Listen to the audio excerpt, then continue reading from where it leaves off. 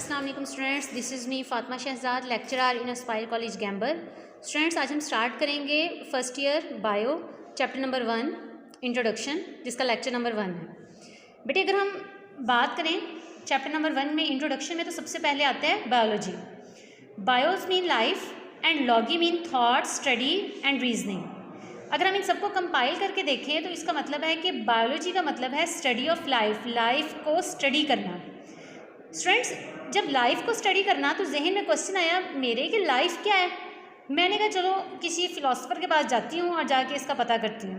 Philosopher के पास गई, उससे पूछा कि लाइफ क्या है, तो ज़िंदगी क्या है। तो उसने आगे से मुझे जवाब दिया, ज़िंदगी वो हकीकत है जो ना तो झुटलाई जा सकती है ना कबूल की जा सकती। कबूल कर लो तो झुटलानी पड़ जाएगी और झुटलाओ तो कबूल करनी पड़ जाएगी।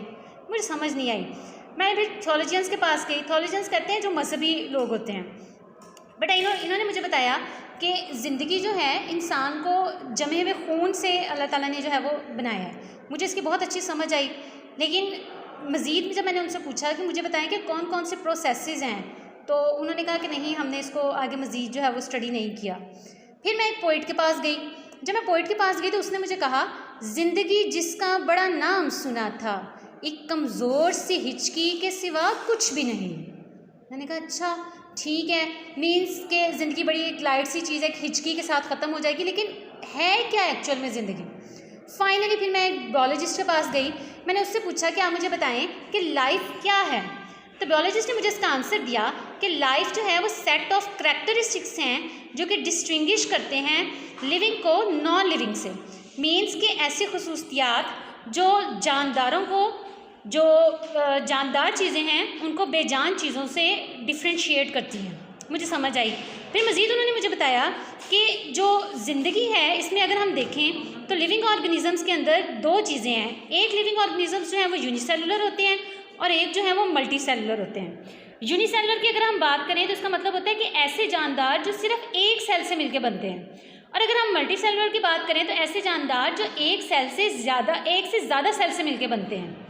यूनी में अगर हमने बात की तो मुझे पता लगा कि प्रोकैरियोटिक ऐसे ऑर्गेनिजम्स होते हैं जिनके अंदर वाज़िया न्यूक्लियस नहीं होता, इनकी मेम्ब्रेन भी नहीं होती, लैक ऑफ मेम्ब्रेन होते हैं, और इसके अंदर जो होता है बॉन्डेड ऑर्गेनेलिज जो हैं, जैसे कि न्यूक्लियस जो है वो प्रेजेंट नहीं होता। ठीक है, उसके बाद मुझे पता चला यूकैरियोट्स जो है वो मोस्टली अमूमन आते ही मल्टी सेलुलर के अंदर हैं। क्योंकि इसके अंदर जो है ट्रू न्यूक्लियस मौजूद होता है और इसके अंदर जो है वाज़िया तौर पर इसकी बॉन्डेड ऑर्गेनेलिज जो हैं वो इसके अंदर मौजूद होती हैं। इसके अलावा अगर मैंने इसके करैक्टरिस्टिक्स में मज़ीद हम देखें तो लिविंग ऑर्गेनिज्म जो लाइफ है इसमें क्या होता है कि लिविंग ऑर्गेनिजम्स के अंदर जीन्स होते हैं, set of genes having on DNA. इसको हम कहते हैं जीनोम। ये जीनोम की डेफिनेशन है और ये एमडी कैट के पॉइंट ऑफ व्यू से भी बहुत इंपॉर्टेंट डेफिनेशन है। इससे रिलेटेड एमसीक्यूज बन के आते होते हैं।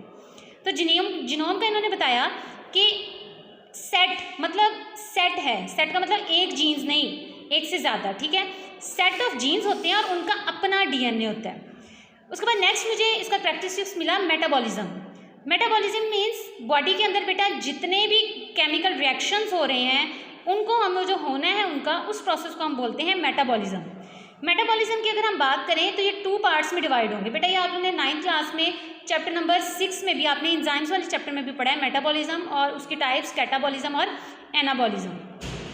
स्टूडेंट्स, जब मैं आपकी जितनी थी ना तो मुझे बड़ी कन्फ्यूजन रहती थी कि कैटाबॉलिज्म और एनाबॉलिज्म में मिक्सअप हो जाता था। आपकी आसानी के लिए मैं आपको एक क्लू देती हूँ। कैट जो है वो आपने देखा ना, जैसे वो काटती है, ठीक है, कट करना ज़्यादा यही होता है ना, उसके आगे हम हाथ करें तो अक्सर कैट्स होती हैं वो हमें कट कर लेती हैं। अब इस चीज़ को माइंड में रख के ज़रा इसकी डेफिनेशन देखिएगा। कैटाबॉलिज्म में क्या होता है कि जो कम्प्लेक्स चीज़ होती है वो कन्वर्ट हो जाती है सिंपल में, मतलब वो टूटती है। जब कम्प्लेक्स चीज़ सिंपल में जाएगी तो इट मीन्स कि वो ब्रेक डाउन होगी। और मैंने आपको हिंट दिया कैट वाली, कैट काटती है ना, इसी तरह आपने जहन में रखना है कि जो कम्प्लेक्स चीज़ होगी वो कन्वर्ट हो जाएगी सिंपल में। एनाबॉलिज्म की अगर हम बात करें तो एनाबॉलिज्म में क्या होता है, सिंपल चीज़ जो है वो कन्वर्ट होगी कॉम्प्लेक्स में, मीन्स में इसमें एडिशन होगी, इसमें ब्रेक डाउन नहीं होगी। इसके अलावा हमें पता चला कि लाइफ के करैक्टरिस्टिक्स में कि जो लिविंग ऑर्गेनिजम्स होते हैं वो ग्रो करते हैं, रिप्रोडक्शन होती है उनके अंदर, इसके अलावा मेंटेन करते हैं अपना इंटरनल इन्वायरमेंट टेम्परेचर, अपना बॉडी का जो इंटरनल इन्वायरमेंट है उसको मेंटेन रखते हैं। इसको हम हीमोस्टेसिस भी बोलते हैं, जो आप लोगों ने मैट्रिक में चैप्टर नंबर 1 में पढ़ा था। इसके अलावा इसमें क्या होता है कि हम एनर्जी यूज़ करते हैं, मीन जो लिविंग ऑर्गेनिजम्स हैं वही एनर्जी यूज़ करते हैं। बेटा जब कैटाबॉलिज्म और एनाबॉलिज्म का प्रोसेस होता है ना, तो इसमें एनर्जी जो है वो यूज़ होती है। अब इससे नेक्स्ट अगर हम प्रोसीड करें तो लिविंग ऑर्गेनिजम्स जो हैं इनकी मेजर 3 टाइप्स हैं, प्लांट्स, एनिमल्स और माइक्रो ऑर्गेनिजम्स। प्लांट्स जो हैं बेटा, इसकी जो वर्ड निकला है ये बुटेन से निकला है। बुटेन का मतलब होता है गार्डन। और ऐसे जब हम ऐसे लोग जो कि या बायोलॉजिस्ट जो कि प्लांट्स को स्टडी करते हैं तो उसे हम बोलते हैं this is known as botany. ठीक है, जैसे हम कहते हैं ना पत्ता पत्ता बूटा बूटा हाल हमारा जाने, तो वो जो बूटा बूटा है ना उससे आपने याद रखना है बूटा बूटा मतलब प्लांट्स होते हैं ना, तो उसी से बॉटनी। इसके अलावा सेकंड बेटा है जी एनिमल्स। एनिमल्स में आपको पता है बच्चे जो हैं बहुत तंग करें, जाहिर सी बात है आपके भी छोटे बहन भाई होंगे, तो जब बहुत तंग करें तो हम उन्हें कहते हैं कि चलो ज़ू लेके जाएंगे। और ज़ू में जब बच्चे जाते हैं तो सबसे पहले उनका जो होता है वो इशारा होता है कि हमने लायन देखना है, एलिफेंट देखना है, टाइगर देखने हैं, मीन्स कि एनिमल्स की तरफ उनका जो है वो रुझान होता है। इट मीन्स कि जब भी ज़ू का नेम आता है तो हमें एनिमल्स जहन में आते हैं। इट मीन्स कि जब हम एनिमल्स की स्टडी करेंगे तो उसको हम बोलते हैं ज़ूलॉजी। स्टूडेंट्स अब अगर हम इसकी थर्ड टाइप की तरफ देखें तो वो है माइक्रो ऑर्गेनिजम्स। माइक्रो ऑर्गेनिजम्स का मतलब होता है कि ऐसे ऑर्गेनिजम्स जिनको हम अपनी आँख नेक्ड आई से नहीं देख सकते। ठीक है, और इनको जो हम स्टडी करते हैं इनको हम बोलते हैं माइक्रोबायोलॉजी। और इन माइक्रो ऑर्गेनिजम्स का नाम है बैक्टीरिया, अमीबा। ठीक है, उसके बाद अगर हम कुछ अपनी प्रीवियस अपने नॉलेज को ज़रा देखें, जो हम लोगों ने 9th क्लास में चैप्टर नंबर 1 में पढ़ा था बेटा, इकोलॉजी। इकोलॉजी का मतलब क्या होता है कि जो लिविंग ऑर्गेनिज्म है उनका इन्वायरमेंट के साथ रिलेशनशिप। नेक्स्ट हमारे पास आ जाता है एम्ब्रियोलॉजी। एम्ब्रियोलॉजी का मतलब होता है मेल जो होता है वो स्पर्म जो है वो रिलीज़ करता है, फीमेल जो होता है वो एग रिलीज़ करती है, दोनों आपस में मिलते हैं वो जाइगोट बनाते हैं, और जाइगोट के बाद बनते हैं एम्ब्रियो स्टेज। तो उसका एम्ब्रियो के बारे में जो स्टडी करना उस ब्रांच को हम बोलते हैं एम्ब्रियोलॉजी। उसके बाद मॉर्फोलॉजी है। मॉर्फोलॉजी को हम शक्ल, ठीक है, इसको उर्दू में, तो इसका मतलब है हमने लिविंग ऑर्गेनिज्म को एक्सटर्नली देखना होता है। ठीक है, इसमें 2 टाइप्स आ जाती है, एक्सटर्नल मॉर्फोलॉजी और इंटरनल मॉर्फोलॉजी। मतलब हमने इसमें मेन लिविंग ऑर्गेनिज्म का स्ट्रक्चर देखना होता है। एनाटॉमी, एनाटॉमी का मतलब है बेटा कि हमने देखना है कि इंटरनल साइड्स को, लिविंग ऑर्गेनिजम्स की इंटरनल अगर हम स्टडी करें स्टूडेंट्स तो उसको हम बोलते हैं एनाटॉमी। नेक्स्ट हमारे पास है स्टूडेंट्स पेलेंटोलॉजी। पेलेंटोलॉजी में 2 टाइप्स हैं, पेलोबॉटनी एंड पेलोजोलॉजी।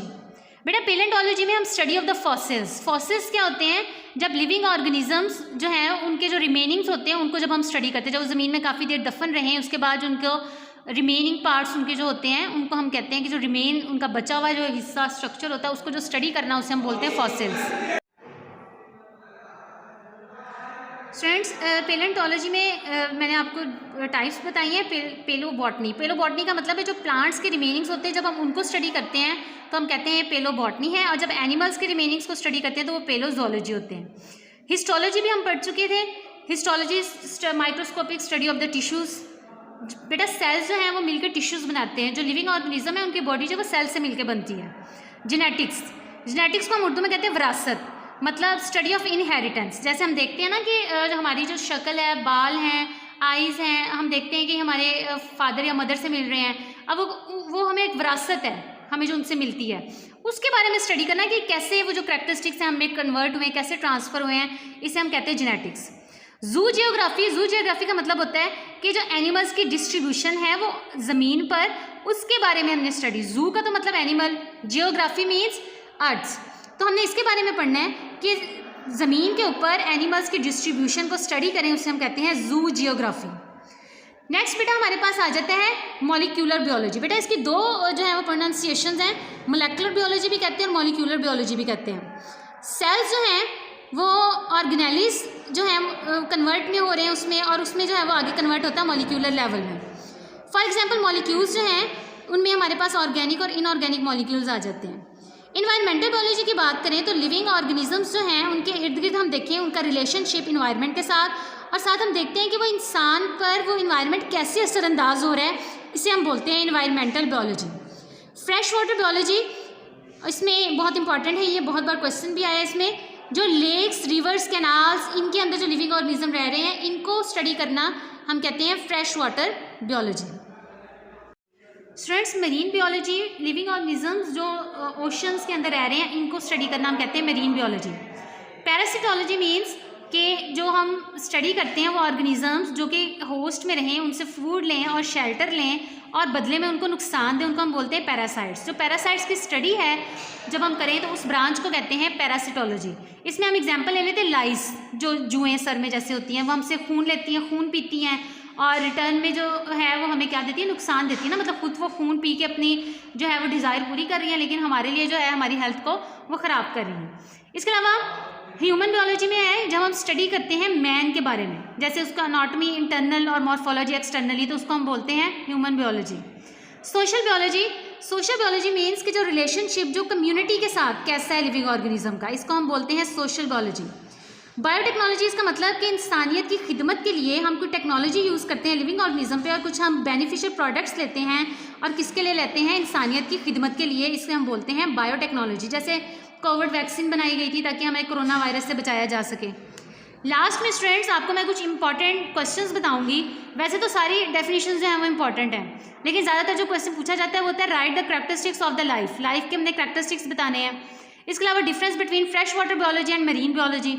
उसके बाद पूछा जाता है डिफाइन पैरासाइट्स, एंड नेक्स्ट है जी what is biotechnology and molecular biology. और इसके अलावा ये जो क्वेश्चन है ये MD-CAT पॉइंट ऑफ व्यू से भी सारे इंपॉर्टेंट है। एक और मैं आप लोगों से एक MCQs पूछने की, तो शॉर्ट क्वेश्चंस थे। MCQ है जो कि MD-CAT में पूछा भी जाता है। एक डॉक्टर है वो स्टडी कर रहा है heart beat, a doctor in studying heart beat, he is studying, तो वो क्या स्टडी करता है, morphology, histology, anatomy, physiology. Students ये इसका आंसर मैं आप पे छोड़ रही हूँ और आपने मुझे कमेंट सेक्शन में आपने इसका मुझे आंसर देना है, एंड देन मैं अपनी नेक्स्ट वीडियो में इसका आंसर जो है वो आपसे शेयर करूँगी। मैं दोबारा बता रही हूँ, एक डॉक्टर जो है वो हार्ट बीट को स्टडी कर रहा है, तो वो क्या स्टडी कर रहा है, मतलब कौन सी ब्रांच को वो लेकर डील कर रहा है, मॉर्फोलॉजी, हिस्टोलॉजी, एनाटॉमी, फिजियोलॉजी। मुझे उम्मीद है कि आप इसका जो करेक्ट आंसर है वो आप मुझे देंगे कमेंट बॉक्स में, और उसके बाद मैं आप लोगों को नेक्स्ट वीडियो में इसका बता दूंगी जो इसका करेक्ट आंसर होगा। Okay students, stay connected and take care of your self.